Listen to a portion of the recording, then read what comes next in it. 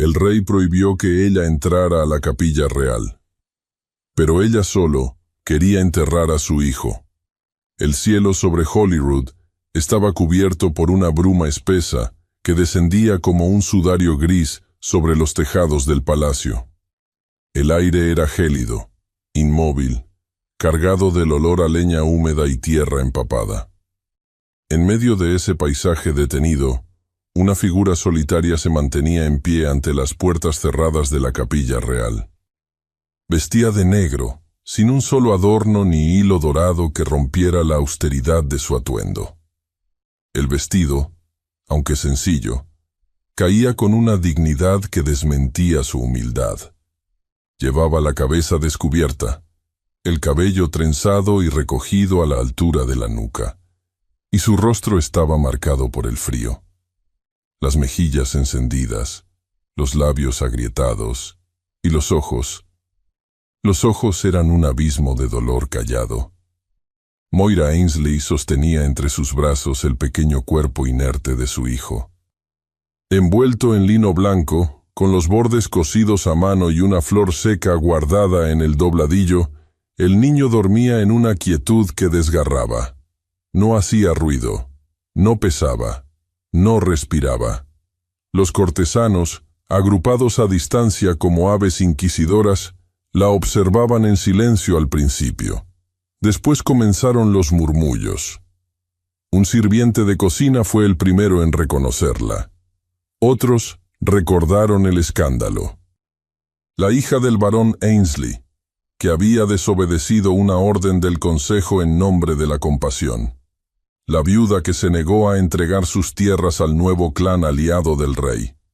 La madre que criaba sola a un hijo enfermo, lejos de la corte, sin títulos, sin padrinos, sin fortuna.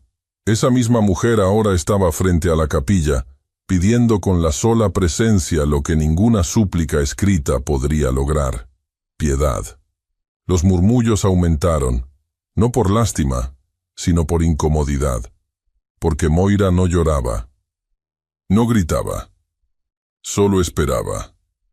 Su quietud era una acusación muda contra el esplendor de mármol que la rodeaba. El rumor llegó rápido al interior del palacio. Los asistentes del rey se turnaban para echarle vistazos desde las ventanas altas. Un mayordomo bajó, le ordenó con voz neutra que se retirara. Ella no respondió. Otro la empujó levemente por el hombro, sin violencia, solo lo justo para recordarle que no tenía lugar allí. Tampoco reaccionó. Solo cuando un soldado se acercó con paso firme, Moira alzó la vista. El soldado no la tocó. La miró a los ojos y se detuvo. Hubo una pausa larga. Luego se volvió sin decir palabra y desapareció en el interior del edificio. Minutos después, Moira fue llamada. 2 guardias escoltándola por los pasillos empedrados y fríos. El niño seguía en sus brazos, envuelto como cuando nació. La piedra bajo sus pies estaba húmeda, y el silencio en los corredores se sentía como un juicio anticipado. Las puertas del salón del consejo se abrieron con un chirrido sordo. Moira entró. El lugar era amplio, de techo alto y ventanas estrechas. Las antorchas ardían en las paredes, pero no lograban vencer el frío. El rey estaba sentado en su trono, flanqueado por consejeros y nobles vestidos con capas pesadas. El sonido de las botas de Moira al avanzar sobre la piedra resonaba como el eco de un tambor funerario. Nadie hablaba. Nadie se movía. Ella se detuvo en el centro del salón y se arrodilló. Con cuidado, colocó al niño sobre su regazo, como si aún pudiera despertarlo con una caricia leve. Su cabeza seguía erguida, sus ojos fijos en el rostro del rey. El silencio se volvió insoportable. Los presentes empezaron a intercambiar miradas, incómodos. Moira habló con voz baja, clara. Pidió permiso para enterrar a su hijo en los jardines interiores de la capilla real, donde él solía jugar. Mencionó su trabajo en la cocina del palacio, los años en que su hijo correteaba entre los naranjos mientras ella pelaba manzanas o traía agua. Dijo que él amaba ese lugar, que su risa aún vivía allí, entre los setos recortados y la fuente seca. Su voz no temblaba, pero en sus ojos había una súplica muda, antigua, más profunda que las palabras. El rey no respondió. La observó desde su trono, con la espalda recta y las manos cruzadas sobre las rodillas. Llevaba un jubón negro bordado con hilo rojo oscuro, y su corona dorada brillaba tenuemente a la luz de las antorchas. Su rostro era una máscara, ni aprobación ni enojo, solo silencio. Uno de los consejeros carraspeó, como si buscara con ello romper el momento. Otro miró al rey, esperando que hablara. Pero Alasdair McRae no apartó la vista de Moira. Parecía no parpadear. Finalmente, su voz se alzó. Era firme, cortante, sin titubeo. Los jardines de la capilla real están reservados para la sangre real. Eso fue todo. No explicó. No razonó. No ofreció condolencias. Simplemente dictó la ley. Un murmullo atravesó el salón. Algunos se inclinaron hacia los lados, intercambiando opiniones en susurros. La frialdad de la respuesta era más hiriente que cualquier castigo. Moira no se movió. Permaneció de rodillas, con el niño en brazos, como si el aire mismo la mantuviera en su sitio. Ni rabia, ni súplica. Solo un vacío insondable. ¿Quién era ella para desafiar al rey? Decían los ojos que la rodeaban. Una mujer sin títulos, sin fortuna, sin poder. Una viuda que se había atrevido a volver a pisar la corte para pedir un favor imposible. El rey desvió la mirada. Asintió levemente hacia los guardias. La orden era clara. 2 soldados se acercaron. Uno colocó una mano en el hombro de Moira. Ella no reaccionó. El otro la ayudó a incorporarse con cuidado. El niño seguía entre sus brazos, como un lazo de carne y memoria que nadie podía arrancarle. Mientras cruzaban el salón para salir, los murmullos se hicieron más evidentes. Uno de los nobles rió por lo bajo. Alguien comentó que era vergonzoso que la seguridad del reino se interrumpiera por un capricho de mujer. Las palabras no eran dirigidas a ella, pero tampoco intentaban ocultarse.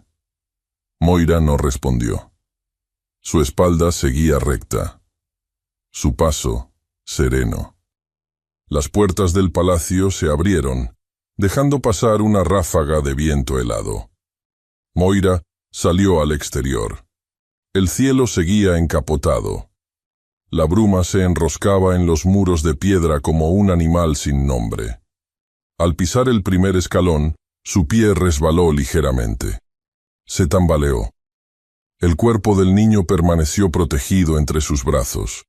Nadie se acercó. Una noble joven que observaba desde el balcón se volvió con desdén. Otro sirviente cruzó de largo, fingiendo no verla. El aire olía a musgo mojado y ceniza, a tierra recién removida, a despedida. Moira continuó bajando los escalones con pasos inseguros, la falda empapada de barro, las manos entumecidas. Al llegar al último peldaño, se detuvo un instante. Respiró hondo. La puerta principal del palacio se cerró detrás de ella con un golpe seco que resonó como una sentencia. El sonido rebotó entre los muros, alcanzándola como una bofetada invisible. Frente a ella, el camino de piedra conducía hacia la niebla. La plaza estaba casi vacía. Solo un puñado de comerciantes comenzaban a montar sus puestos, sin prestarle atención. Entonces, giró el rostro. Y lo vio. Una figura encapuchada, inmóvil, entre los pliegues de la niebla. No se movía, no hablaba, solo la miraba. Llevaba el uniforme oscuro de la Guardia Real, pero sin insignias visibles. Un rostro en sombras, apenas distinguible. Moira sostuvo la mirada un instante, demasiado agotada para temer, demasiado herida para esperar. Y cuando dio un paso hacia el camino, tambaleándose apenas, la figura comenzó a avanzar con paso firme hacia ella. Callum no dijo su nombre al acercarse. Solo alargó la mano, con la palma hacia arriba, como si todavía esperara que Moira reconociera su gesto antes de pronunciar una palabra. El viento agitó los pliegues de su capa, dejando ver una insignia apenas visible sobre el pecho, la de los soldados de menor rango al servicio del rey. Su mirada no llevaba la arrogancia de la corte, sino una mezcla de sorpresa, pena y algo más cercano al alivio. Moira entrecerró los ojos. Le tomó varios segundos atar los recuerdos al rostro endurecido del hombre frente a ella. Callum McCleary, el hijo del mayordomo de su padre, antes de que todo se viniera abajo. No se abrazaron, tampoco se saludaron como viejos amigos. El respeto entre ambos estaba hecho de lo no dicho. Callum, con la voz áspera por años de viento y órdenes gritadas, le preguntó a dónde se dirigía. Ella negó con la cabeza, incapaz de responder. Él la miró en silencio. Bajó los ojos hacia el bulto en sus brazos y comprendió todo sin que fuera necesario explicarlo. Fue entonces que lo ofreció. No como favor, sino como acto de humanidad. Llevarla a un sitio seguro. Le habló de un pequeño asentamiento en las tierras bajas, donde aún vivía su hermana, la misma con la que Moira había intercambiado cartas años atrás, antes de que la enfermedad lo devorara todo. Ella aceptó. No por esperanza, sino porque no quedaba otra opción. El viaje fue lento. Callum consiguió un carro de heno y pidió permiso para escoltarla por fuera de sus deberes. Nadie protestó.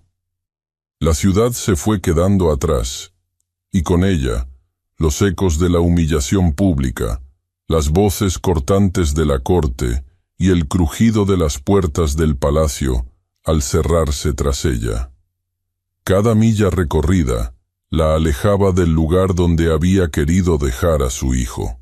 No era solo distancia, era una despedida arrastrada con cada latido, un duelo aún sin forma, sin ceremonia ni altar.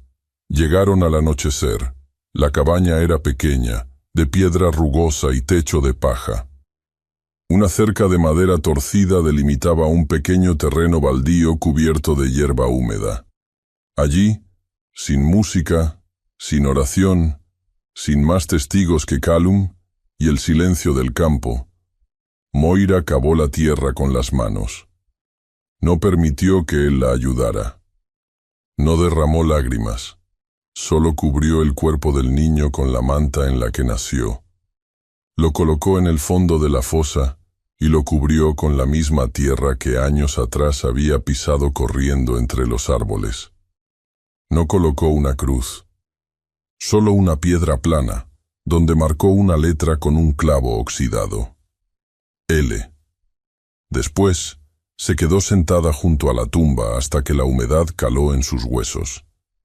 Callum le dejó una linterna encendida cerca de la puerta, sin insistir. A la mañana siguiente, Moira pidió quedarse. No volvería a la ciudad. No quería. El mundo de los salones y los murmullos había terminado para ella. La hermana de Moira no estaba en casa, pero le había dejado las llaves y provisiones. Una nota escrita con tinta corrida y una caligrafía apurada le decía que había partido hacia Inverness a cuidar a una prima enferma, y que la casa estaba a su disposición. Era un espacio modesto pero limpio, con 2 habitaciones y un hogar que apenas mantenía el calor. Los días que siguieron fueron lentos, cargados de una rutina simple que se fue asentando como una capa delgada sobre el dolor. Moira se despertaba antes del amanecer. Recogía agua del pozo y encendía el fuego con leña húmeda. Cocinaba avena espesa con lo que tuviera a mano y caminaba hasta el pueblo cercano, donde ofrecía sus manos para lavar ropa o coser ropa de cama. A cambio recibía pan duro, leña o leche agria. A veces la invitaban a la taberna para ayudar a servir cerveza o limpiar.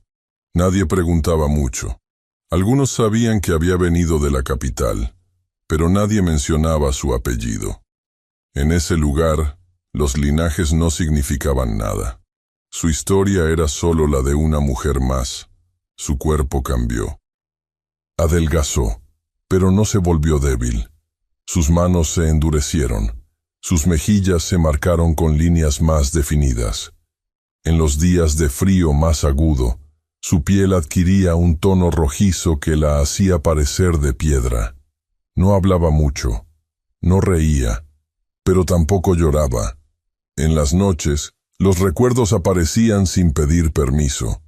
El sonido de pasos pequeños sobre la grava, la voz de su hijo imitando a los pájaros entre los naranjos, la risa entre dientes cuando se escondía detrás de los setos, y siempre, al final, el rostro del rey.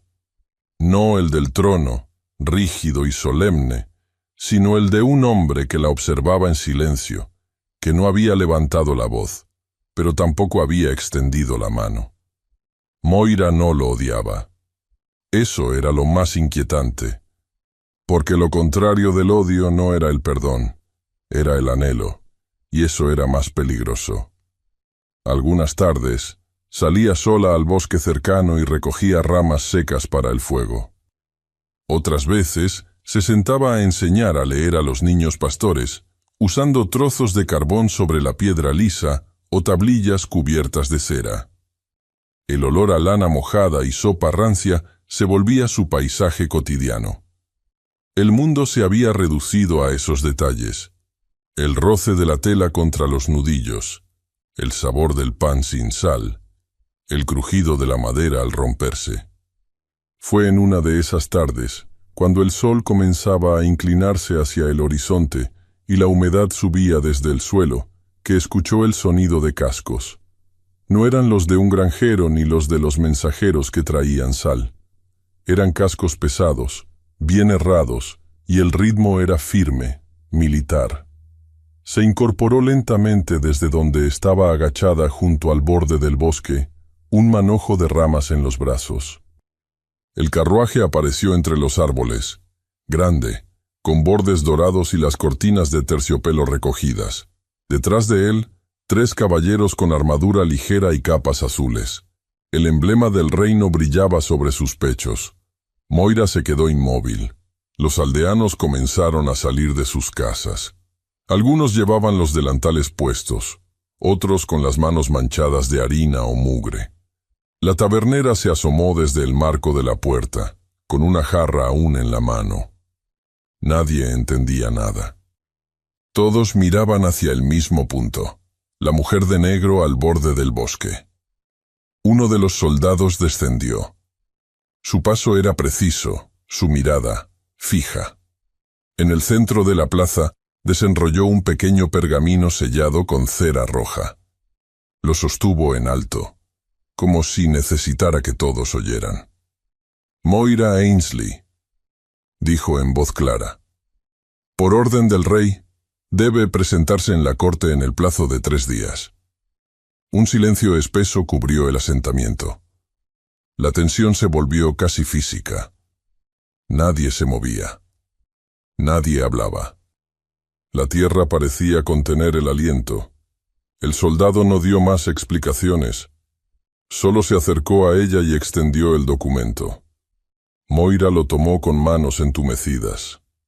El pergamino era grueso, el sello intacto. El soldado asintió una sola vez y regresó al carruaje. En cuestión de segundos, los caballos giraron y comenzaron a alejarse por el mismo sendero por el que habían llegado. Moira no se movió. Solo bajó la vista hacia el pergamino en sus manos. La cera aún brillaba bajo la luz débil del atardecer. Lo giró con cuidado. Al abrirlo, cayó una hoja doblada en 4, más pequeña, sin escudo, sin firma. El papel era suave, la tinta apenas seca. La desdobló. Había solo una línea escrita, con una caligrafía firme pero contenida, como si cada palabra hubiera sido medida antes de ser plasmada. Hay cosas que solo los vivos pueden entender de los muertos. Ven. El carruaje llegó a las puertas de Holyrood, poco antes del anochecer. El cielo parecía un tapiz de nubes sucias extendido sobre el horizonte, y el aire tenía ese olor denso a humedad y humo que solía colarse por las rendijas de piedra del palacio en los meses fríos. Moira no miró hacia las torres altas ni hacia las almenas que ahora se dibujaban con una sombra azulada. Mantuvo la mirada al frente, los labios apretados, las manos sobre las rodillas, tensas bajo la tela gruesa de su vestido de viaje. El escudo del rey seguía bordado sobre los estandartes en las puertas, igual que años atrás, pero el palacio no le pareció el mismo. Quizá no era el lugar, quizá era ella, o quizá todo había cambiado desde la última vez que cruzó esas murallas con su hijo en brazos y la nieve metiéndosele en los tobillos. Ahora volvía sola. Y aunque venía por orden del rey, no se sentía más bienvenida que entonces. Uno de los soldados abrió la puerta del carruaje sin mirarla a los ojos. No le ofreció la mano. Solo la indicó con un gesto seco para que descendiera. Ella lo hizo sin pedir explicación. Esperaba una recepción pública, o al menos una guía directa hacia los salones principales, pero no fue así. 2 guardias la escoltaron en silencio hacia un pasillo lateral, estrecho y mal iluminado, que no recordaba haber visto nunca. El suelo estaba húmedo, olía a piedra mojada y a aceite de lámpara envejecido. No había cuadros en las paredes ni tapices, solo piedra gris y ecos amortiguados. Cruzaron un arco bajo y llegaron a una puerta de madera oscura. Uno de los guardias golpeó una sola vez y la empujó. El interior estaba apenas iluminado por unas velas bajas, ya consumidas hasta la mitad. La biblioteca privada del rey. Moira se detuvo en el umbral. El lugar era más pequeño de lo que había imaginado. Estanterías altas cubrían 3 de las paredes, repletas de volúmenes encuadernados en cuero agrietado. La alfombra del centro, raída por el uso, parecía haber tenido algún tono carmesí en su tiempo. La única ventana estaba cerrada con postigos de madera, y el aire olía a cera apagada, a tinta seca, a madera envejecida. Era el tipo de habitación donde el tiempo se detenía. Al centro, de pie junto a una mesa repleta de papeles desordenados, estaba Alasdair MacRae. El rey vestía un jubón de lana oscura, sin brocados, sin capa ceremonial ni corona. La luz de la vela más cercana proyectaba una sombra alargada sobre su rostro, acentuando las ojeras que se formaban bajo sus ojos. No era el mismo hombre que había dictado su rechazo desde el trono. No parecía un rey en absoluto.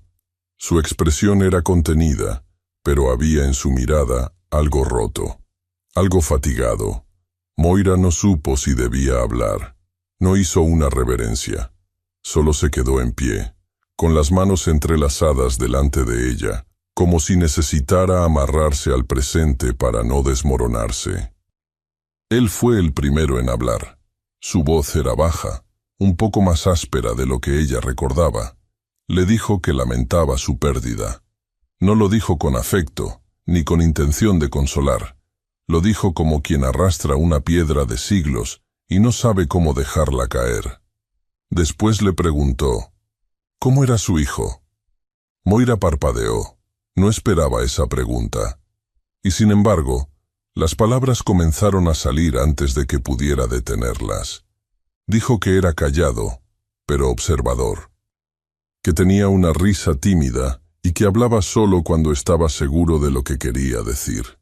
Que amaba esconderse entre los árboles y fingir que era un rey invisible, que odiaba la leche caliente y que cada noche le pedía el mismo cuento, uno sobre una princesa sin castillo. Mientras hablaba, Alasdair no la interrumpió, tampoco apartó la vista, solo escuchaba. Y en cada pausa, cuando ella respiraba para recomponerse, el silencio entre ambos se alargaba, como un hilo invisible que los unía por encima de las palabras. Entonces, fue él quien habló de nuevo. No dijo el nombre de su esposa. No contó la historia entera. Solo dijo que ella murió en el parto. Que el hijo también. Y que desde entonces, el jardín interior de la capilla, ese mismo lugar del que Moira fue rechazada, había permanecido cerrado. No por decreto, sino por voluntad suya. Que ni él mismo se había atrevido a entrar de nuevo, que se convirtió en un santuario invisible, uno donde los vivos no tenían permiso de respirar. Moira lo observó en silencio. En su rostro no había dramatismo. Había una calma tensa, como la de un hombre que ha aprendido a caminar sobre su propio abismo sin mirar hacia abajo. Y de pronto lo entendió. No era la ley lo que lo había hecho negarle el entierro a su hijo. Era el miedo. La necesidad de proteger ese pedazo de dolor que aún le pertenecía. La tensión en la habitación cambió. No hubo un gesto visible. Solo un cambio en la forma en que respiraban. En cómo la distancia entre sus cuerpos ya no parecía tan marcada. El silencio se volvió más íntimo. Como si lo que no se decía tuviera más peso que cualquier palabra. Moira respiró hondo. Había algo que necesitaba saber. ¿Por qué me llamó realmente? El rey la miró largo. Su mirada era fuego contenido, pero no ardía de rabia ni de poder. Ardía de otra cosa, algo más humano, más frágil. Y cuando por fin respondió, lo hizo en un susurro apenas audible. Porque no puedo dejar de verla. Desde aquella noche en la biblioteca, algo invisible se tejió entre ellos, como un hilo tenso que vibraba con cada encuentro, aunque ninguno lo nombrara. No hubo promesas, ni disculpas.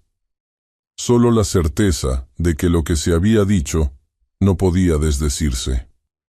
Y aunque la corte fingiera no notar el cambio, la atmósfera dentro de Holyrood empezó a alterarse, como si el aire llevara un perfume nuevo, apenas perceptible, pero imposible de ignorar. El primer encargo llegó al amanecer del día siguiente. Una criada dejó una nota en la habitación de Moira, lacrada con el sello menor de la Cancillería. Era una solicitud simple: ayudar al maestro escribano a transcribir unos documentos del archivo del ala este.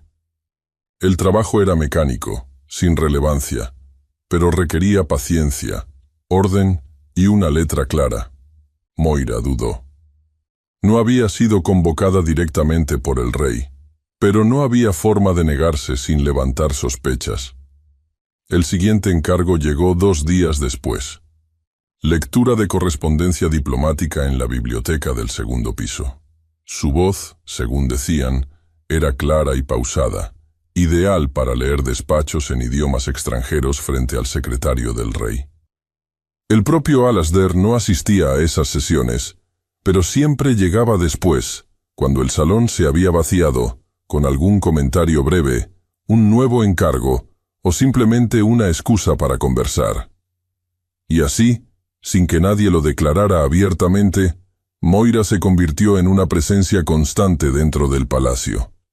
No ocupaba un cargo oficial, no tenía aposento en las salas nobles, pero cada semana recibía tareas, documentos, mapas, manuscritos que requerían su asistencia. Ella aceptaba con cautela. Nunca preguntaba por qué, nunca pedía explicaciones, pero en sus ojos, siempre que él entraba a la sala, brillaba una lucidez silenciosa. Sabía que nada de eso era necesario, que la necesitaban solo para estar cerca. La rutina adquirió una cadencia extraña. Los días estaban marcados por encuentros breves, conversaciones medidas, pausas largas entre palabra y palabra. En el despacho privado del rey, donde los muros estaban cubiertos por estanterías y el olor a cera era más intenso, ella colocaba pilas de papeles sobre la mesa, los organizaba sin prisa, y sentía sus pasos acercarse sin necesidad de voltear. Alasdair solía observarla en silencio. A veces se detenía junto a ella mientras revisaba informes. Otras, fingía leer en voz baja mientras escuchaba cómo sus dedos deslizaban las hojas con cuidado. No hablaban de sentimientos. No tocaban el tema de la noche en que él le confesó no poder dejar de verla. Pero cada mirada sostenida, cada silencio compartido, cada pausa innecesaria, era un eco de aquella frase que no se había olvidado. Moira, pese a la prudencia, se fue permitiendo una forma discreta de intimidad. No la expresaba con palabras, sino con gestos diminutos. El modo en que alisaba los bordes de los papeles que él tocaba, cómo dejaba el tintero abierto para cuando él escribiera, cómo sabía cuándo debía quedarse y cuándo marcharse sin que se lo pidieran. No era sumisión, era sintonía. Descubrió en él a un hombre diferente al que recordaba en el trono. No altivo, no impenetrable, sino prisionero de una corona que lo había aislado, vigilado por cada gesto, por cada silencio, por cada decisión. Y en esos pasillos solitarios, donde no había testigos, ella vio grietas en su armadura. Vio al hombre que había perdido a su hijo, al que caminaba de noche por los corredores con pasos sin rumbo, al que buscaba consuelo en el orden de los libros más que en las personas. Él, por su parte, comenzó a verla sin el velo de la compasión ni la distancia del poder. No era una mujer rota, era una mujer sobreviviente, una que no bajaba la mirada frente a él, pero que tampoco intentaba desafiarlo. Una que no lo adulaba, que no lo temía, alguien que entendía, sin explicaciones, lo que era perder y seguir respirando. Y entonces ocurrió. Una mañana, mientras la lluvia golpeaba suavemente las vidrieras del ala norte, ambos estaban en la biblioteca. Ella clasificaba documentos en la mesa central. Él revisaba una carta sin importancia. Las palabras flotaban en el aire, innecesarias. El sonido de las gotas contra el cristal era constante, casi hipnótico. Moira extendió la mano para tomar un pliego de papel. Alasdair también. Sus dedos se rozaron. No fue un gesto planeado. Tampoco fue un accidente. Solo sucedió. Y en ese instante, el tiempo pareció detenerse. Ninguno se movió. Ninguno habló. El contacto fue leve, apenas un susurro de piel contra piel, pero bastó para encender algo que ambos habían estado conteniendo. El silencio que siguió no fue incómodo, fue absoluto, como si todo el mundo se hubiera quedado quieto para no interrumpir. Luego, él retiró la mano con lentitud. Ella bajó la mirada. Nada más ocurrió. Pero ya nada era igual. Los rumores no tardaron en brotar. Primero en voz baja, luego con la seguridad de quien repite lo que ha escuchado ya muchas veces, que la viuda Ainsley pasaba demasiado tiempo en la biblioteca real, que sus tareas eran insignificantes, que el rey la buscaba sin necesidad aparente, que una mujer caída en desgracia rondaba al hombre más poderoso del reino, y que, de alguna forma, él lo permitía. Los pasillos comenzaron a llenarse de miradas esquivas. Las criadas dejaban de hablar cuando Moira pasaba. Las damas más jóvenes ocultaban sonrisas detrás de los abanicos. Los cortesanos más antiguos la observaban con una mezcla de desprecio y burla contenida. Pero ninguna mirada fue tan afilada como la de Lady Rowena Kilgour, hija del conde de Argyll, de estatura elegante y expresión pulida, Rowena era parte del núcleo más antiguo de la nobleza escocesa. Su linaje no se discutía. Tampoco sus aspiraciones. Desde hacía tiempo se sabía que aspiraba a convertirse en la reina consorte. No era un secreto, solo una expectativa no oficial. Y ahora, ante la presencia silenciosa de Moira, esa expectativa comenzaba a resquebrajarse. Lady Rowena no era una mujer de escenas ni de gritos. Su estrategia era la observación y el veneno dosificado. Cada vez que cruzaba con Moira en los corredores, la saludaba con una cortesía impecable, pero detrás de sus ojos se agitaba una advertencia no dicha. Su sonrisa era exacta, su voz melodiosa, pero su mirada era como el filo de un cuchillo envuelto en seda. El aire dentro del palacio comenzó a sentirse más pesado, como si cada piedra susurrara una opinión. Cada escalera cargara con un juicio. Los espacios donde antes Moira trabajaba con tranquilidad se volvieron hostiles. El silencio de los pasillos dejó de ser reparador. Ahora era expectante, como el que precede a la tormenta. Y en el centro de todo, Alasdair, cada vez más ausente en las reuniones, más distraído en los consejos, más presente en los espacios donde sabía que ella estaría. Sus gestos eran mínimos, su presencia, medida, pero algo en él empezaba a quebrarse, como si la certeza del deber comenzara a doblarse bajo el peso de un deseo largamente negado.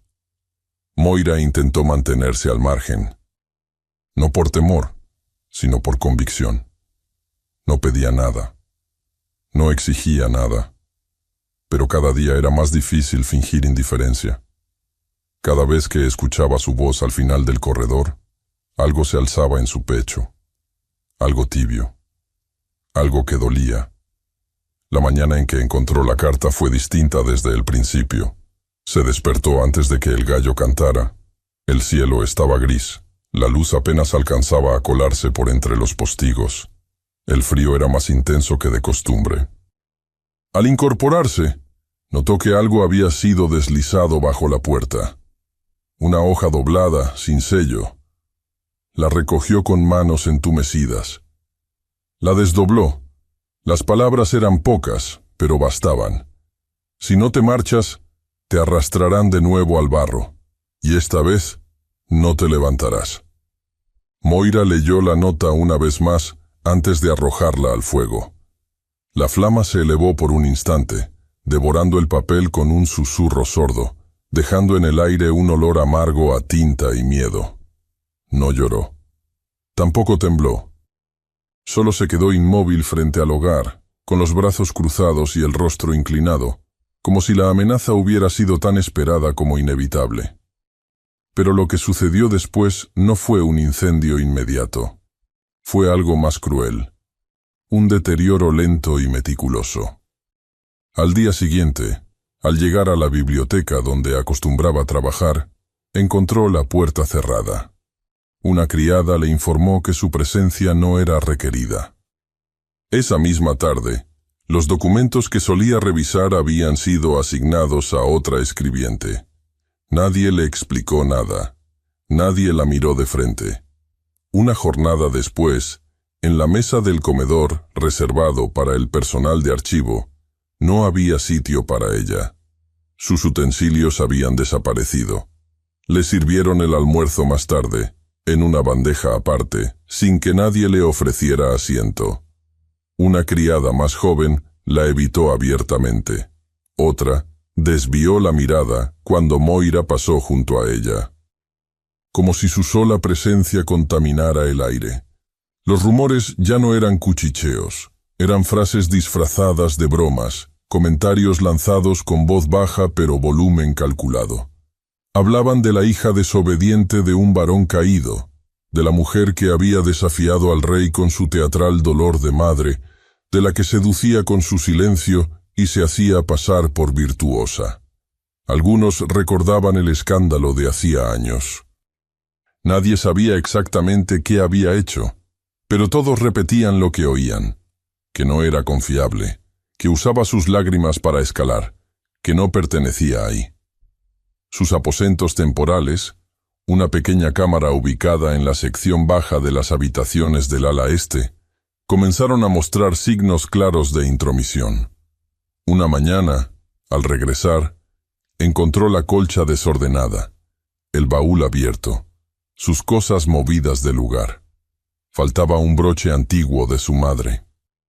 Las cintas de su vestido favorito estaban cortadas. En la mesilla, su pañuelo más preciado, aquel que había pertenecido a su hijo, estaba manchado con barro seco. Nadie había entrado oficialmente. Nadie sabía nada. Moira no preguntó. Solo respiró hondo, apretó los dientes y siguió adelante. Durante los días siguientes, se volvió una sombra en los pasillos. Ya no ocupaba los espacios centrales del palacio, sino los rincones, los corredores menos transitados, las escaleras traseras. Caminaba con la cabeza en alto, pero su cuerpo cargaba una tensión constante, como si cada paso exigiera contener una tormenta interna. La vergüenza no la doblegaba, el desprecio tampoco. Lo que más dolía era el silencio del único que podría haberla defendido. Alasdair no volvió a llamarla. Desde que los rumores comenzaron, su presencia en las bibliotecas cesó. Tampoco apareció en las salas comunes donde antes cruzaban caminos con pretextos innecesarios. Su ausencia era más evidente que su presencia. Y ese vacío crecía. Se extendía como una mancha oscura que Moira no sabía si era olvido, estrategia o traición. Pero ella no era la misma que había salido de la ciudad con el cuerpo de su hijo en brazos. No era la mujer que había suplicado en el salón real. Había cambiado. Sabía ahora lo que era el calor, el roce de una mano que no mentía, el silencio que unía. Y por eso dolía más. Porque ahora sí tenía algo que perder. La noche en que todo se desmoronó llegó con una suavidad engañosa. El salón estaba adornado con faroles tenues y guirnaldas de acebo. Era una cena formal, pero no de gala. El rey no había convocado a toda la corte, solo a los nobles de mayor rango, a los aliados diplomáticos más antiguos y a los miembros de la Cámara Alta. Moira no fue invitada, pero su presencia no era prohibida. Como asistente de archivo, tenía permitido circular por los corredores contiguos. Desde una de las puertas laterales, apenas entreabierta, vio la disposición de la mesa central. La vajilla relucía, los sirvientes iban y venían con bandejas de plata, y el murmullo de las conversaciones se deslizaba como una corriente continua. Alasdair estaba en su lugar habitual, al centro de la mesa larga, con el rostro más severo que de costumbre, pero sereno. Lady Rowena estaba sentada a su derecha. Vestía un traje de terciopelo color marfil, con encaje delicado en los puños y un broche de esmeralda en el cuello. Su postura era impecable, su sonrisa afilada. Hablaba con soltura, y cada vez que el rey decía algo, inclinaba la cabeza con una gracia ensayada, como si la conversación tuviera un ritmo pactado de antemano. Moira no escuchaba las palabras, pero las veía. Y en cada gesto, en cada sonrisa medida, en cada mirada que Rowena dirigía hacia los demás, había una intención. Una conquista en proceso. Fue entonces que el padre de Rowena, el conde de Argyll, se levantó. Golpeó suavemente su copa con la cuchara de plata.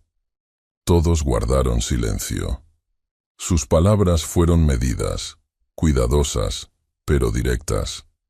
Habló de la estabilidad del reino, de las alianzas que debían reforzarse en tiempos inciertos, de cómo el pueblo buscaba señales claras de unidad. Y luego, con la misma voz cálida, sugirió lo que todos esperaban, que el rey considerara un matrimonio que consolidara el futuro de Escocia, uniendo casas de honor probado. No mencionó nombres, no necesitaba hacerlo. Todos los ojos se volvieron hacia Lady Rowena. Ella bajó la mirada, sonriendo con una modestia perfectamente calculada. Fingió sorpresa, fingió inocencia. Pero en su mirada había una certeza que no podía disfrazar. Se sabía elegida, se sabía protegida, se sabía, incluso, triunfadora. Y desde el umbral de la puerta, Moira lo supo también. El corazón le dio un vuelco sordo, como un tambor golpeado con una sola mano. Alasdair no respondió, no negó, no se levantó, no miró en su dirección. Solo mantuvo la mirada baja unos segundos, y luego cambió de tema, como si las palabras no hubieran sido pronunciadas. Moira retrocedió lentamente, sin hacer ruido. Esa noche, empacó sus pertenencias con manos temblorosas. Dobló sus vestidos con cuidado, recogió los papeles que aún conservaba, escondió el pañuelo manchado de barro en lo más profundo del baúl. No llevaba muchas cosas, no necesitaba muchas. Salió por la entrada de servicio, sin hacer ruido, con la capucha puesta y los labios apretados. Y cuando llegó a la puerta exterior, Alasdair la esperaba en la penumbra. Y no estaba solo. La noche aún no caía del todo, pero la luz ya había abandonado los rincones del palacio. Solo quedaba la penumbra densa que se arrastraba por los muros como un susurro, envolviendo a los que aún caminaban por los pasillos en busca de lo no dicho. Moira avanzó por el corredor trasero con la capa recogida sobre los hombros y el aliento convertido en vaho frente a sus labios. El aire estaba impregnado de esa humedad antigua que vivía en las piedras de Holyrood, como si el mismo edificio recordara todo lo que en él se callaba. Llevaba su baúl pequeño bajo el brazo, lo justo para marcharse sin dejar rastro. No se permitía mirar hacia atrás, pero al girar hacia la puerta lateral, se detuvo en seco. El rey estaba ahí. Alasdair MacRae se hallaba de pie a la sombra de los pilares, sin su corona, sin escoltas, solo con un abrigo largo de lana oscura que se movía levemente con el viento helado. A su lado, un hombre de semblante serio, al que Moira reconoció de inmediato como uno de los consejeros personales del rey, observaba en silencio. El corazón de Moira se agitó. Su primer impulso fue retroceder, volver sobre sus pasos, desaparecer como si no hubiera sido vista. Pero él no le dio oportunidad. La voz del rey cruzó el espacio con una claridad cortante. «No te vayas». Ella no se movió.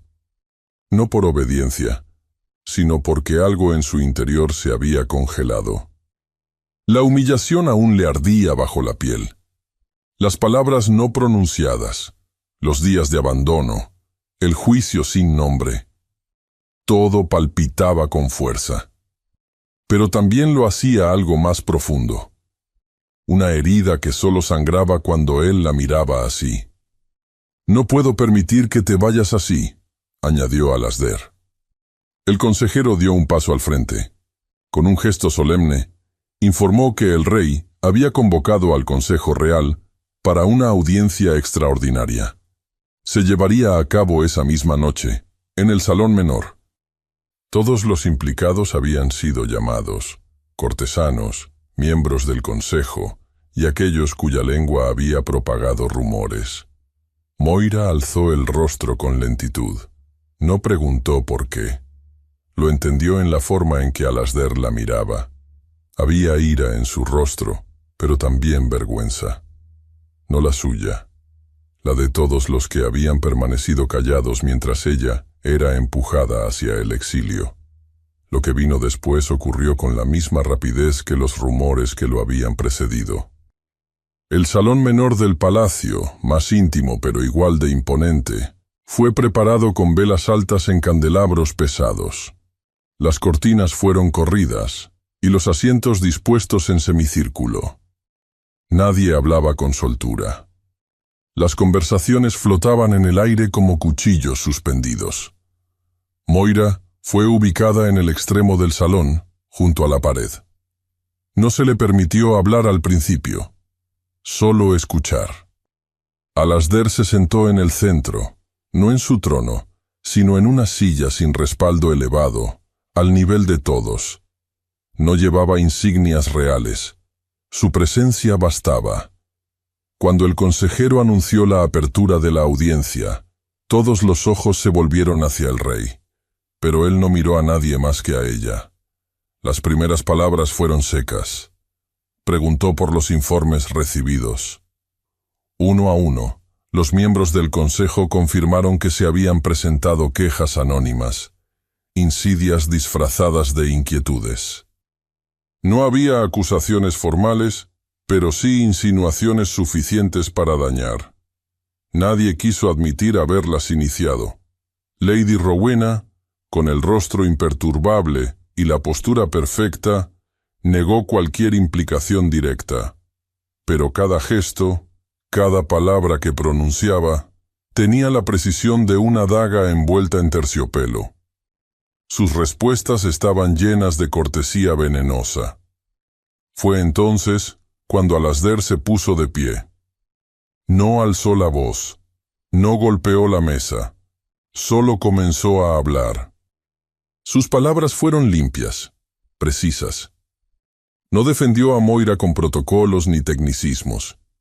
Habló de la dignidad con la que ella había cargado su dolor, del valor con el que había regresado a Holyrood cuando nadie habría osado hacerlo. Habló de cómo no había buscado posición, ni favores, ni prestigio. Habló de la hipocresía de una corte que toleraba el escándalo si nacía de una corona, pero lo condenaba si nacía de una mujer sin título. Ella no ha intentado escalar, dijo, sin desviar la mirada de los presentes. Ha sobrevivido, y lo ha hecho con más honor del que muchos aquí podrían comprender. Un murmullo recorrió la sala. Las palabras del rey no eran una defensa, eran una acusación al sistema entero. La sala pareció encogerse. Algunos bajaron la vista, otros se reacomodaron en sus asientos. El conde de Argyll enmudeció. Lady Rowena permaneció inmóvil, pero sus labios ya no sonreían. Moira sentía que el aire se le escapaba poco a poco. Su nombre, que días antes había sido un susurro vergonzoso, ahora era pronunciado por el hombre que gobernaba todo. Y cada vez que él la nombraba, ella sentía que una parte de su armadura interior se resquebrajaba. Cuando la audiencia terminó, nadie se atrevió a acercarse a ella. Los asistentes se retiraron uno a uno, en silencio, con la gravedad de quienes han presenciado algo que no se esperaba. No hubo aplausos, no hubo celebraciones. Solo un clima que había girado, un equilibrio que se había roto.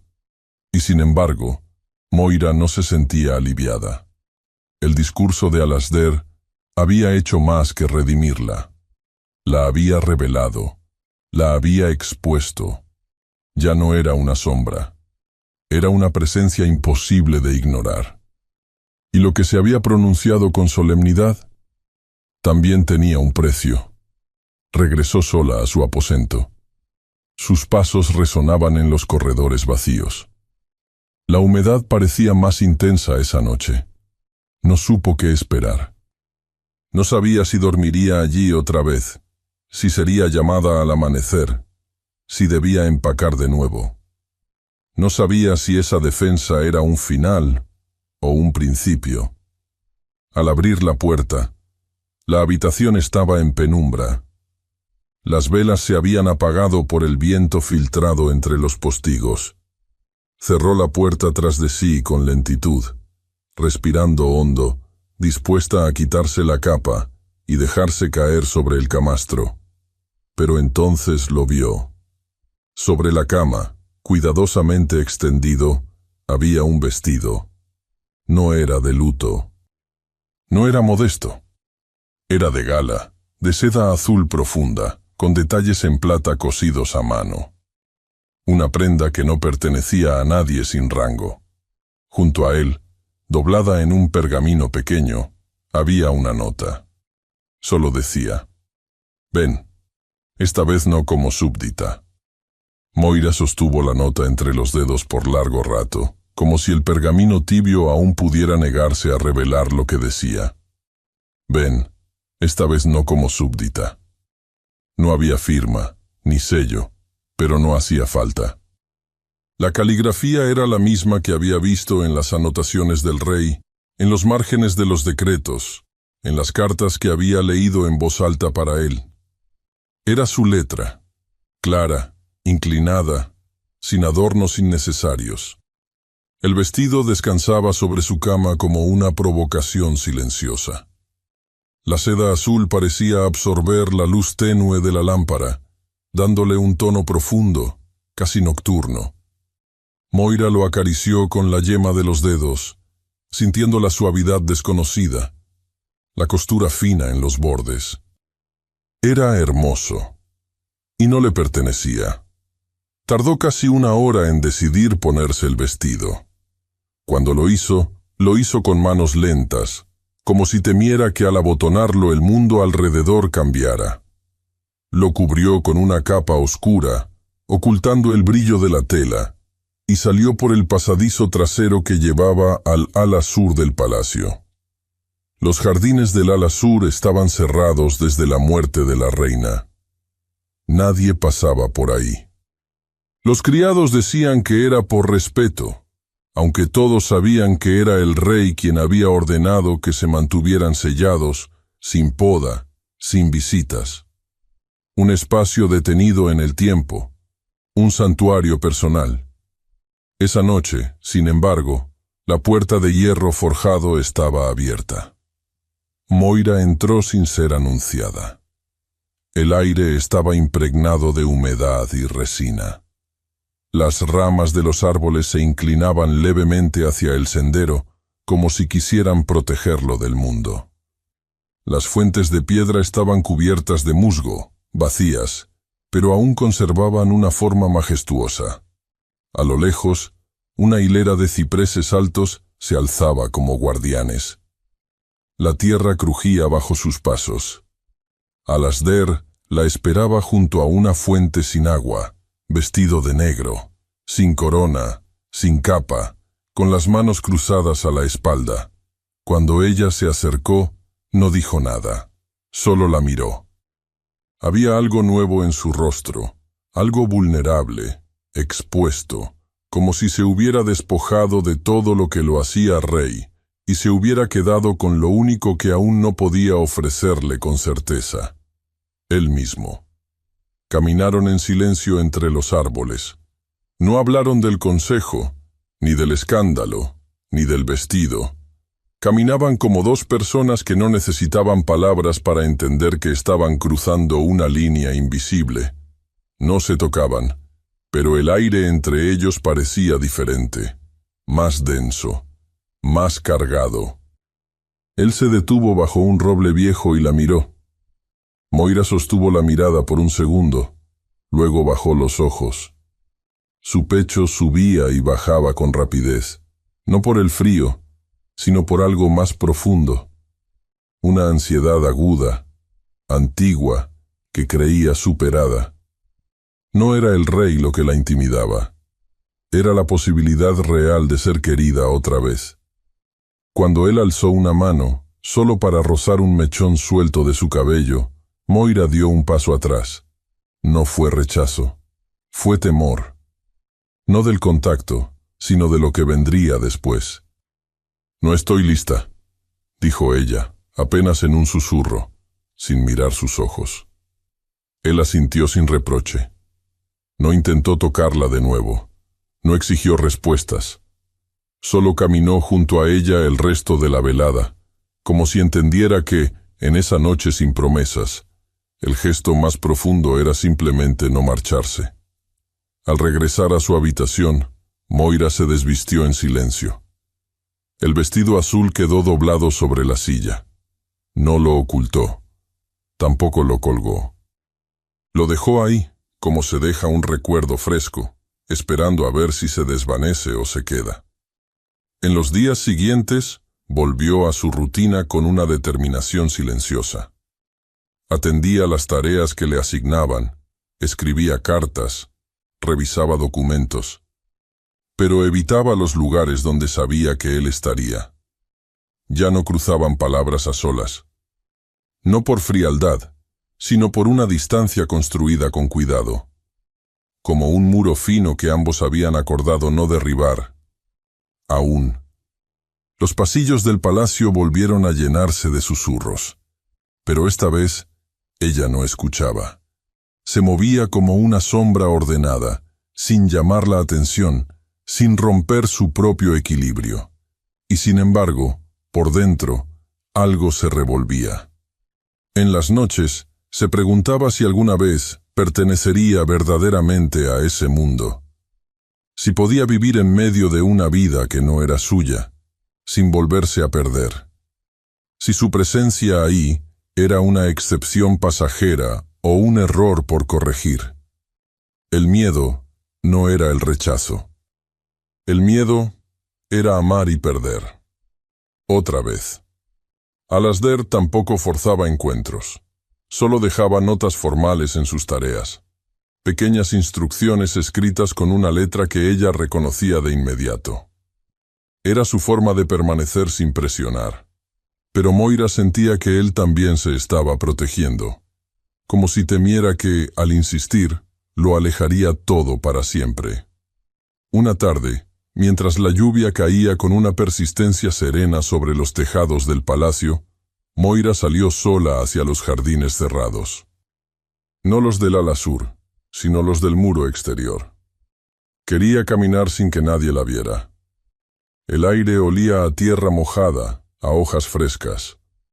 Bajo sus botas, el lodo se hundía en silencio. Caminó hasta donde el muro del jardín terminaba en una curva suave, junto a un rosal descuidado. Allí, entre las piedras, encontró algo que no había estado antes. Un ramo de flores silvestres, pequeño, atado con un cordel sin gracia. Y detrás, una cruz sencilla de madera, apenas clavada en la tierra húmeda. No había inscripción, solo el silencio que nace de lo que nunca fue dicho. Moira se agachó lentamente. Tocó la cruz con los dedos, sintiendo el tacto rugoso de la madera sin tratar. El agua le corría por las muñecas, empapando el borde de sus mangas. La tela de su vestido se pegaba a sus piernas, pesada por la lluvia. Más allá del muro, uno de los jardineros se acercó con paso lento. Moira lo llamó. Le preguntó por esa cruz. El hombre, mayor, con el rostro curtido y las cejas pobladas, la miró con respeto. Le explicó que ese era el lugar donde se había dispuesto que fuera enterrado el heredero perdido del rey. El hijo que murió al nacer. Nunca se colocó lápida. Nunca se realizó ceremonia pública. Fue un deseo del rey que nadie hablara de ello, y desde entonces nadie lo había tocado. Moira no respondió.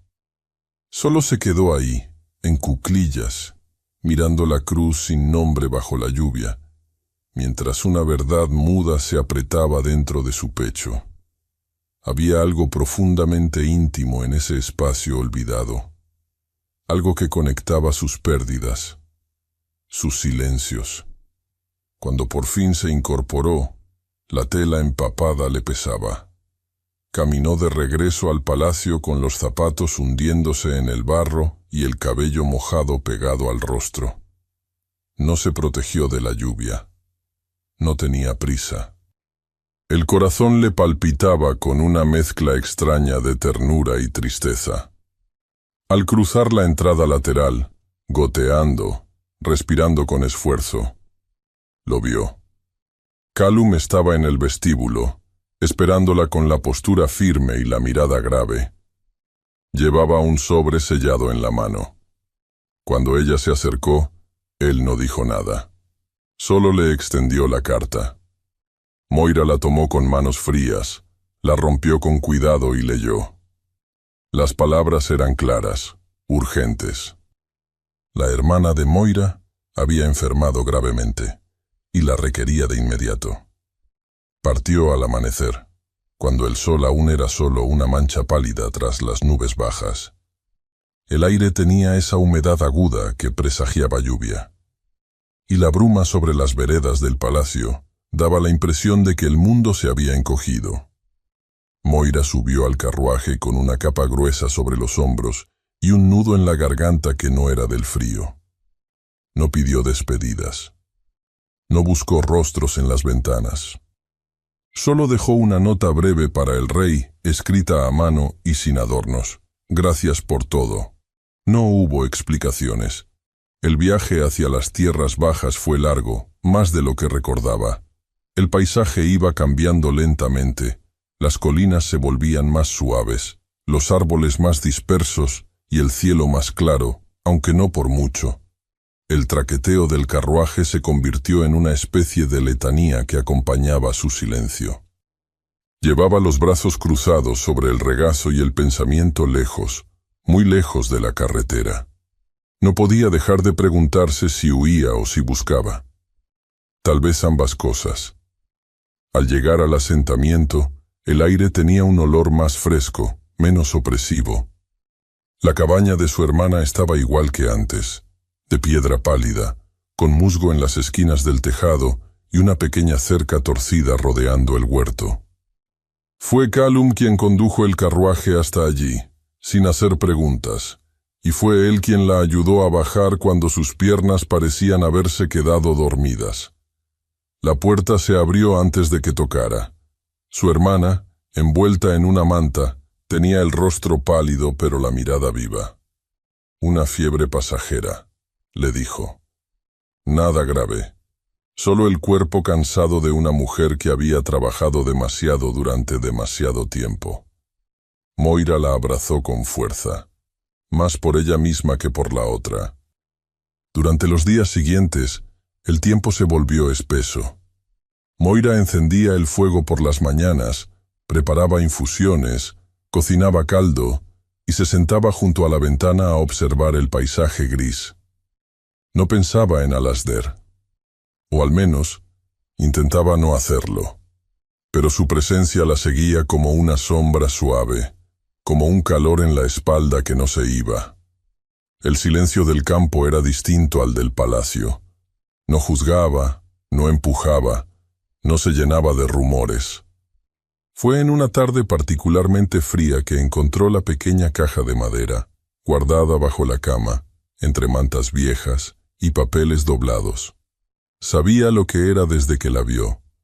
No necesitaba abrirla para reconocer el olor de su hijo, la forma de su letra pequeña, el peso leve de los objetos que había dejado atrás. Se sentó junto al fuego y levantó la tapa. Dentro, entre otras cosas, estaba el pequeño diario. No era más que un cuaderno de hojas amarillentas con dibujos torcidos y palabras mal escritas. Algunas letras estaban al revés, otras se confundían entre sí.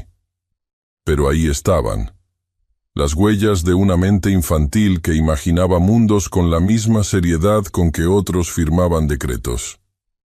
En una de las páginas centrales, escrita con carbón y decorada con hojas secas pegadas con cera, leyó la frase: «El rey de los naranjos no tiene corona, pero manda en los juegos». Moira sintió que algo se apretaba en su pecho. Pasó la página. «El rey de los naranjos cuida a la reina que viene con pan. Ella no sabe que ya es reina». Sus dedos temblaron levemente. Siguió leyendo, con el corazón latiendo despacio. Había más referencias, fragmentadas, ingenuas. Juegos inventados en los que su hijo la convertía en una figura de cuento, y al rey, aunque sin nombrarlo nunca así, en un guardián que rondaba los árboles, que espantaba monstruos con el bastón de los reyes tristes, que vigilaba los sueños de los niños. Su hijo, en su mundo imaginario, ya los había unido.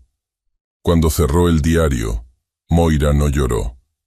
Solo se quedó mirando el fuego. Entendió entonces lo que antes no podía nombrar. No había huido de Alasdair. Había huido del miedo a permitir que algo floreciera de nuevo en su corazón.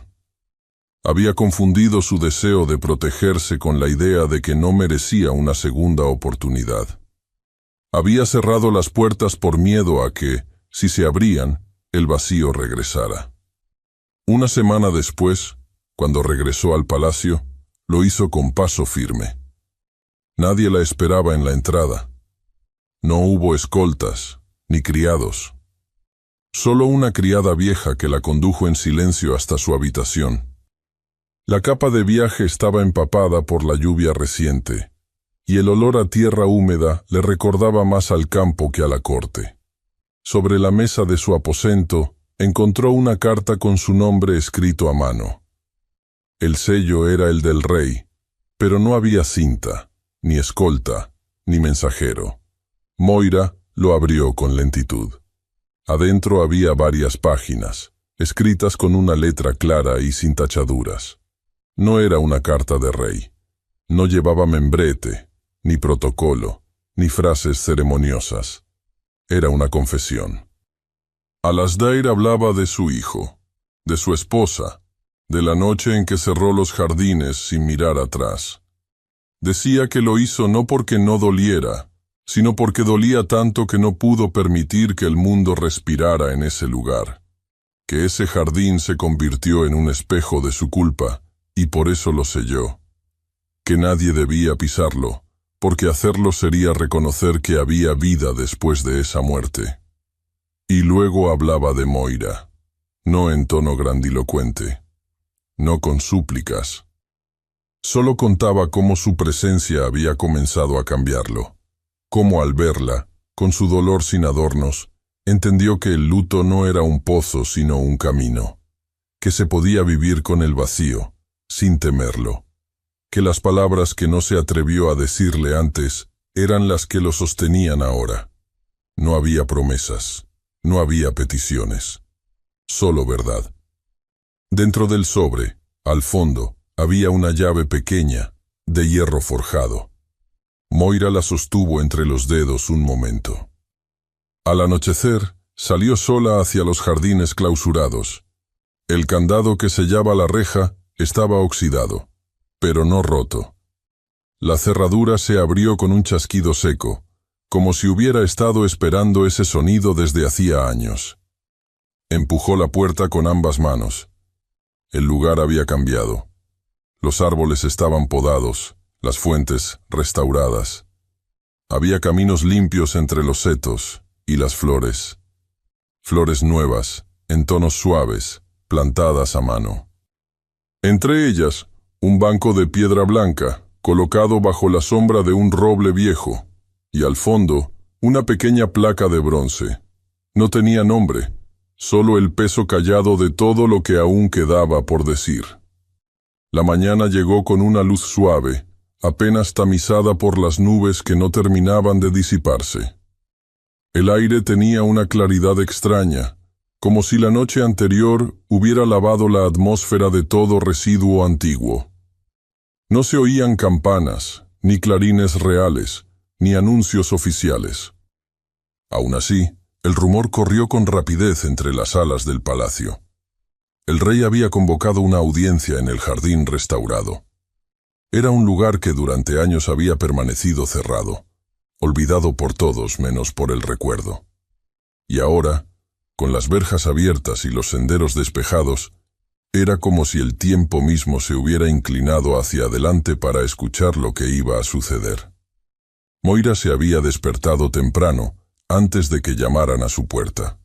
No vistió de gala, ni de negro. Eligió una túnica sencilla en color pardo claro, sin bordados, sin brocados. El cabello suelto le caía por la espalda en ondas oscuras y pesadas, aún húmedas por el agua con la que se había lavado el rostro. No preguntó a nadie sobre la ceremonia. No pidió que la acompañaran. Caminó sola por los pasillos de piedra hasta llegar a los jardines, donde ya se reunía una multitud discreta. Los nobles vestían con sus galas de invierno, tonos profundos, capas forradas de armiño, mitones y guantes, sombreros con plumas. Entre ellos, los miembros del consejo y algunas figuras eclesiásticas ocupaban posiciones cercanas a la fuente central. Los murmullos eran contenidos, como si incluso los más escépticos entendieran que aquel no era un día para discursos políticos. El rey Alasdair apareció sin escolta. Vestía una túnica de terciopelo gris oscuro, sobria pero impecable, sin joyas, sin corona. Llevaba las manos libres, y su rostro, a pesar del frío, no mostraba dureza. Se detuvo al centro del jardín, junto a un pequeño podio de madera clara, colocado al pie del roble más antiguo. El silencio cayó por completo. No fue su voz lo que llamó la atención, sino su forma de hablar. Pausada, sin retórica, sin la habitual cadencia real. Era la voz de un hombre que llevaba meses, años quizá, buscando una forma de decir lo que ahora ya no podía callar. Dijo que la capilla real, desde sus orígenes, había sido un espacio consagrado a la sangre noble, que sus jardines habían guardado la memoria de reyes, reinas y linajes antiguos, como si el dolor fuera privilegio de quienes ostentaban un título, pero que ese tiempo había terminado. A partir de ese día, declaró, los jardines serían un lugar de memoria no solo para la nobleza, sino también para los hijos del reino que hubiesen partido antes de tiempo, para las madres que no habían tenido una tumba donde llorar, para los nombres que no aparecían en los libros, pero vivían en el corazón de quienes los amaron. No mencionó a Moira, no mencionó al niño, no hizo falta. Su voz no vaciló, pero sus ojos buscaron algo entre la multitud. La encontraron. Fue solo un instante, y bastó. Los murmullos no se hicieron esperar. Algunos nobles asintieron con gravedad, comprendiendo el significado profundo del gesto. Otros fruncieron el ceño, intercambiando miradas incómodas. Pero los que más destacaron fueron Lady Rowena y su padre, el conde de Argyll. Él fue el primero en hablar, con la voz cargada de formalidad helada. Protestó que el acto era un despropósito, que debilitaba la autoridad de la corona, abriendo espacios sagrados a quienes no pertenecían a las casas reales. Que era un gesto populista, impropio de la institución que representaban. Lady Rowena, junto a él, permanecía erguida, con el mentón en alto y la expresión perfectamente controlada, pero sus ojos traicionaban la frustración contenida. El rey no los miró, no respondió, no argumentó. Solo giró levemente el rostro hacia el otro extremo del jardín, donde un grupo reducido de nobles progresistas, más jóvenes, más atentos al pulso del pueblo, comenzaban a aplaudir suavemente. No fue un estallido, ni un gesto de celebración. Fue una afirmación silenciosa, y en ese silencio, las protestas se apagaron. No hubo castigos, no hubo exilios ni palabras crueles. Solo un acto de humanidad que desarmó con más fuerza que cualquier decreto. Moira observó todo desde un rincón apartado, al lado de un seto florido. No había querido estar al centro, ni cerca del podio. Sentía que aquel acto, aunque impulsado por su historia, ya no le pertenecía solo a ella. Era de todas las mujeres que habían llorado en soledad, de todos los niños que habían sido olvidados por las reglas que no sabían del amor. Cuando la ceremonia concluyó, los asistentes comenzaron a dispersarse. Algunos se retiraron en silencio, otros intercambiaron palabras bajas. El sol tímido asomó entre las nubes por un breve instante, bañando de luz dorada las flores recién plantadas. Moira no se movió. Esperó hasta que el jardín quedó vacío, salvo por los pájaros que revoloteaban entre las ramas altas y el murmullo constante del viento. Caminó despacio hasta el banco de piedra, el mismo que había visto la noche anterior. Se sentó con los brazos cruzados sobre el regazo, mirando la placa sin nombre. Ya no le pesaba el pecho, no de esa forma. Sentía algo distinto, ligero, sereno. Los pasos del rey llegaron sin anunciarse. Él no dijo nada. Solo se sentó a su lado, dejando entre ambos el espacio justo para el respeto y la cercanía. En sus manos llevaba una pequeña caja de madera. Moira la reconoció de inmediato. Era la que contenía los últimos dibujos de su hijo, los que había guardado por años, sin saber si debía aferrarse a ellos o dejarlos partir. Él también llevaba algo más, una flor de naranjo seca, cuidadosamente envuelta en un pañuelo de lino. No hablaron. No fue necesario. Con manos lentas, cavaron juntos un hueco en la tierra blanda, justo al pie del roble. No era profundo, no era oficial, no llevaba sello ni bendición, pero fue más sagrado que cualquier rito. Colocaron la caja dentro, la flor de naranjo, encima. Luego, cubrieron el hueco con tierra, sin prisa. Cuando terminaron, se quedaron sentados en silencio. El jardín ya no era el mismo, y ellos tampoco. La primavera llegó de forma tímida a Edimburgo, como si la tierra aún dudara si debía rendirse al calor. Los árboles del jardín restaurado comenzaron a mostrar brotes tiernos, y entre ellos, los naranjos florecieron con una dulzura callada, extendiendo un perfume tenue que se mezclaba con el olor húmedo de la piedra antigua. No era una estación exuberante. Era una estación silenciosa, discreta, pero infinitamente viva. Como si la corte entera, incluso sin admitirlo, hubiera comenzado a respirar de otro modo. Moira caminaba ahora por los pasillos del palacio sin necesidad de bajar la mirada. Ya no era un susurro entre paredes, ni un recuerdo incómodo. Su presencia ya no se disimulaba con encargos menores ni puertas traseras. Se le veía a la luz del día, caminando junto al rey durante las inspecciones al mercado, escuchando a los artesanos, tomando notas en la biblioteca real, o sentada junto a la chimenea de la sala de lectura, recibiendo a viudas que venían a pedir ayuda para sus hijos. Nadie le anunció ese papel. Nadie se lo dio.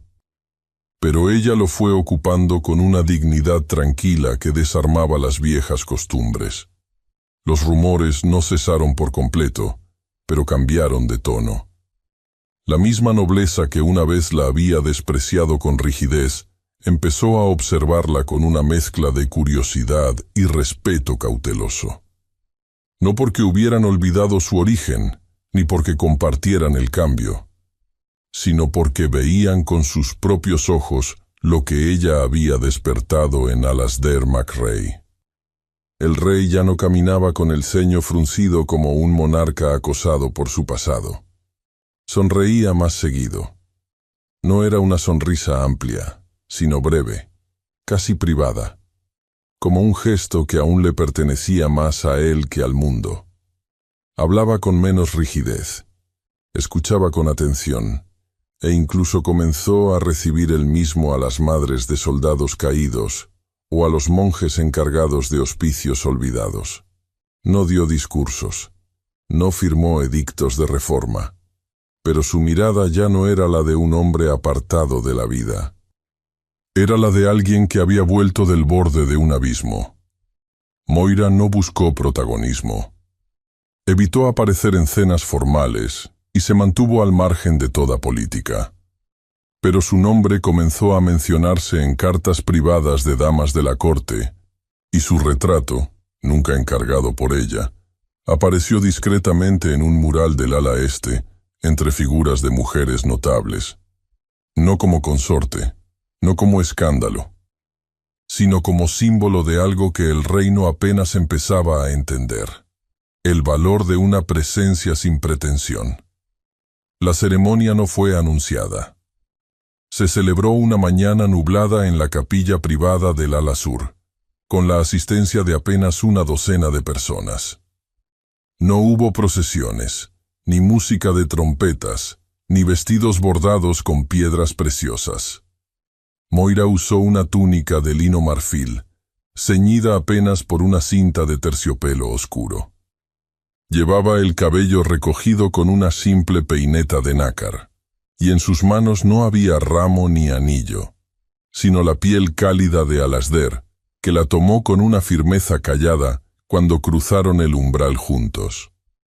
Los testigos incluyeron a Callum, a un lado de la entrada, con el rostro sereno y los ojos húmedos, y a algunos miembros del consejo elegidos por su discreción. No hubo juramentos largos, solo palabras suaves pronunciadas por un sacerdote anciano, cuyas manos temblaban no por la edad, sino por la carga emocional del momento.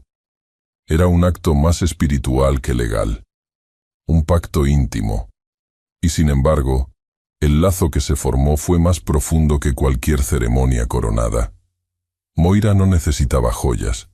Su mirada brillaba con una luz que venía de adentro, de ese lugar donde el dolor se había convertido en algo más: memoria, resistencia, ternura. El rey la miró como si al fin viera completo el rostro de la mujer que lo había llevado de regreso a la vida. No como súbdita, ni como símbolo, sino como compañera. Ninguno de los dos fingió que el pasado había desaparecido.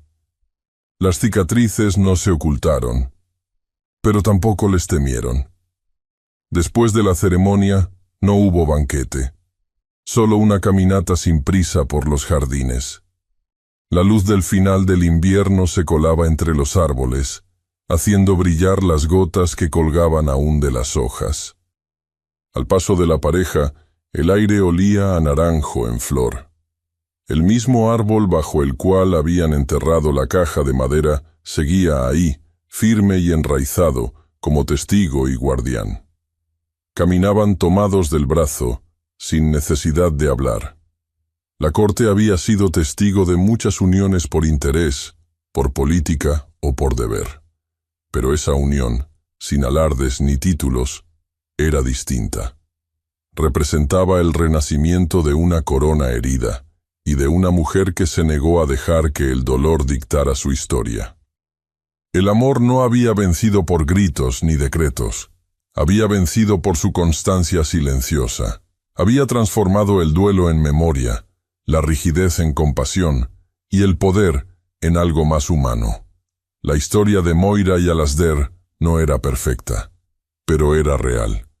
Y al caminar juntos bajo los naranjos florecidos, dejaron atrás la sombra de lo imposible, llevando consigo algo más poderoso que cualquier corona: la certeza de que el amor, cuando es verdadero, no necesita permiso para florecer. Muchas gracias por haber escuchado esta historia hasta el final. Esperamos que te haya emocionado tanto como a nosotros al contarla. Nos encantaría conocer tu opinión. ¿Qué te pareció la historia?